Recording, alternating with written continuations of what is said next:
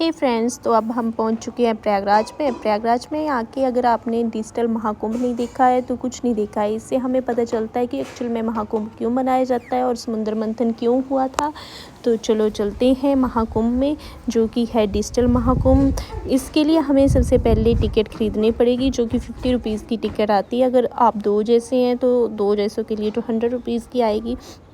तो हमने एंटर कर लिया डिजिटल महाकुंभ में। तो सबसे पहले तो हमें ये देखने के लिए मिला, जिसमें कि धनवंती माता जी है, सरस्वती माता जी है और इनके साथ ही है लक्ष्मी माता जी। तो इसके बाद हम देखते हैं कि यहाँ पे योगी जी ने क्या पहल की हुई है डिजिटल महाकुंभ के लिए। तो चलो देखते हैं। तो यहाँ पे आके हमें यहाँ पे बैठने के लिए बोला गया और हमारे सामने ही एक शो स्टार्ट होने वाला है, जिसमें कि सबसे पहले आएंगे ब्रह्मांड के रक्षक, जो कि हैं हर हर महादेव। तो चलो दिखाते हैं और ख़ुद भी देखते हैं कि कैसे दिखा रहे हैं ये। तो मेरे को तो बहुत मज़ा आने वाला है, मेरे को लगता है कि बहुत अच्छा दिखाएंगे ये। तो चलो देखते हैं।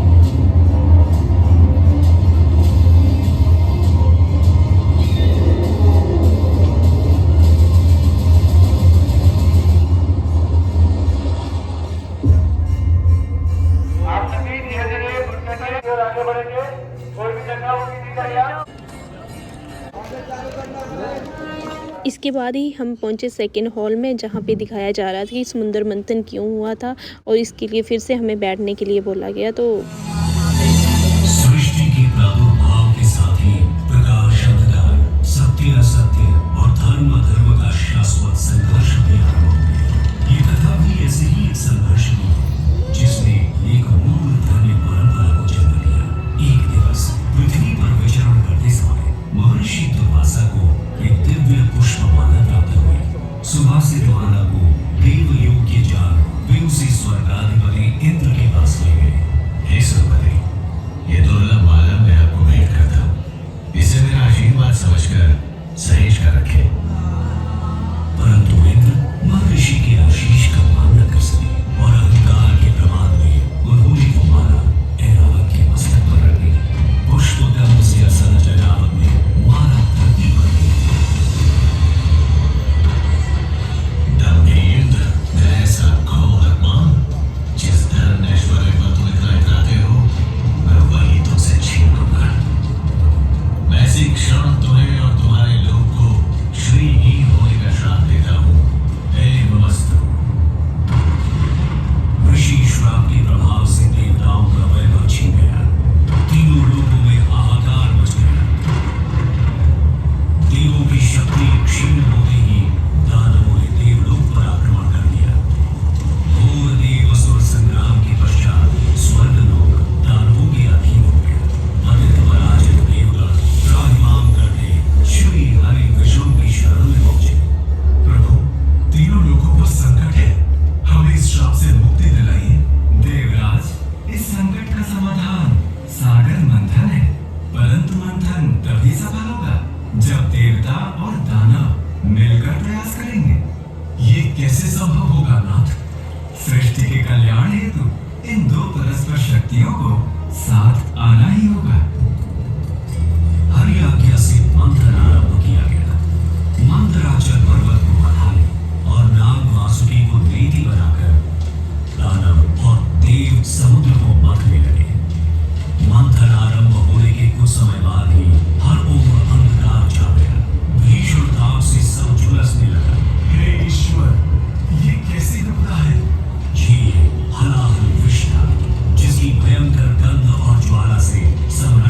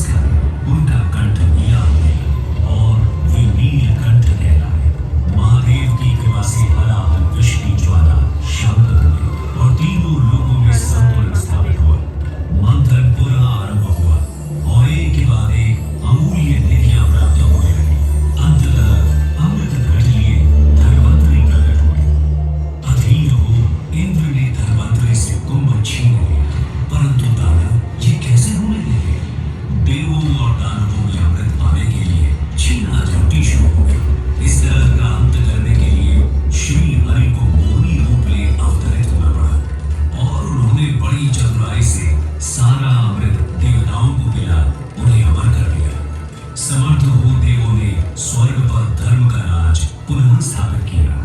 परंतु इस सारे प्रकरण में एक विशेष बात और हुई। छीना झपटी में अमृत की 4 बूंदें स्वर्गलोक, पाताललोक और पृथ्वी पर आ गई।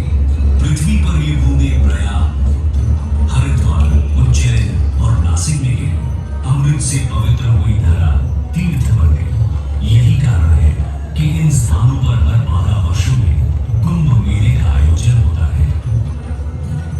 समय की अनंत धारा में ये परंपरा अनादिकाल से चली आ रही है। महाकुंभ मेला 2025 में आपका स्वागत है। आइए इस अद्वितीय आध्यात्मिक अनुभव का भाग बने।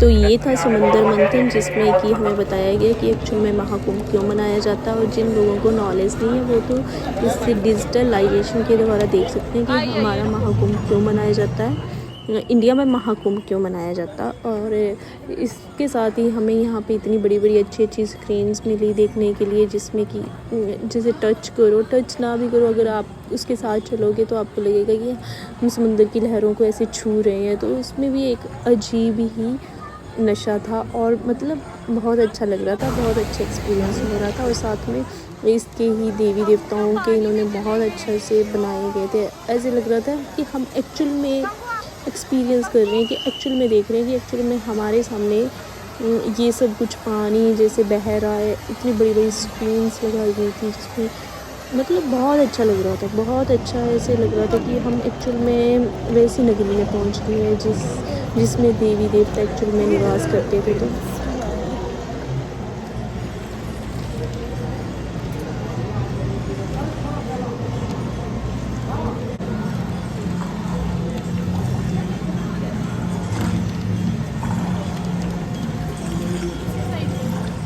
यहाँ पे बहुत अच्छी अच्छी स्क्रीन्स लगी हुई थी, जिसमें कि महात्माओं की अच्छी अच्छी फ़ोटोज़ वीडियोज़ दिखाई गई। जो साधु संत महात्मा यहाँ पे आए थे और स्नान करके गए थे, उनका सब कुछ मतलब दर्शाया गया था। तो अच्छा एक्सपीरियंस लग रहा था। जो हमने पहले एक्सपीरियंस नहीं किया था वो इसमें एक्चुअल में एक्सपीरियंस कर सकते थे हम। और साथ में ही आगे जाके हमने देखा कि इन्होंने ब्रह्मांड का दिखाया हुआ है, हमारे यूनिवर्स का दिखाया हुआ है, प्लैनेट्स का दिखाया हुआ है। साथ में एक हमारे अर्थ वगैरह सब कुछ दिखाई गई है। इसके साथ ही हमारे मतलब मेडिटेशन वगैरह जो भी रिलेटेड इंसान से रिलेटेड चीज़ें वो सब कुछ दिखाई गई थी। और जिससे कि हम अपने मतलब अपने मेडिटेशन अपने उसको कंट्रोल कर सकते हैं, अपने आप को कंट्रोल कर सकते हैं। ये सब कुछ बताया गया था कि कैसे क्या करना चाहिए, क्या नहीं करना चाहिए था। और जो प्लैनेट्स हैं उनका इम्पोर्टेंस बताई गई थी। तो एक्चुअल में ऐसे लग रहा था कि हम सच्ची में उसमें यूनिवर्स में घूम रहे हैं, कभी यूनिवर्स में घूम रहे हैं तो कभी देवी देवताओं के पास जा रहे हैं, तो कभी हम एक्सपीरियंस कर रहे थे कि हमने भी जो मिस कर दिया था साधु संत को देखना और उनका स्नान वगैरह मिस कर दिया था, वो सब कुछ इसमें दिख रहा था। तो बहुत अच्छा लग रहा था ये सब कुछ देख के। अपनी आत्मा को ब्रह्मांड से जोड़ने के लिए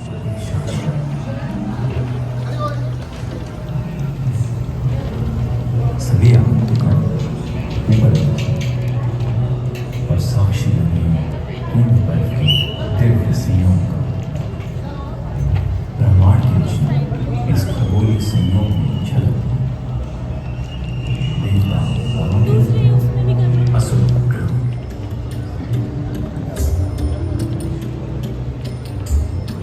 3 श्रेणियों शिव, विष्णु और निराकार में विभाजन, ये अखंड तो ये है हमारा डिजिटल महाकुंभ क्यों मनाया जाता है और कुंभ क्यों मनाया जाता है, ये सब कुछ यहाँ पे बताया गया। तो ये है प्रयागराज।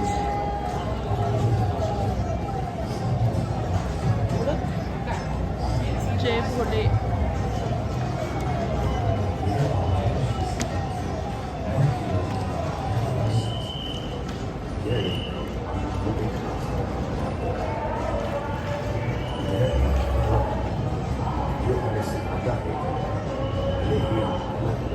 हर हर महादेव।